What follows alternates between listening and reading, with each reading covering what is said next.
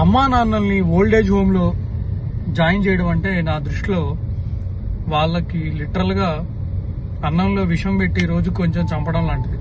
ఎందుకంటే ఇప్పుడు ఒక తల్లి 4 పిల్లల్ని పెంచి పోషించి వాళ్ళకి ముడ్లు కడిగి స్కూల్లో జాయిన్ చేసి వాళ్ళకి చదువు చెప్పించి మొత్తం వాళ్ళని ఒక స్టేజ్ వరకు తీసుకొస్తుంది.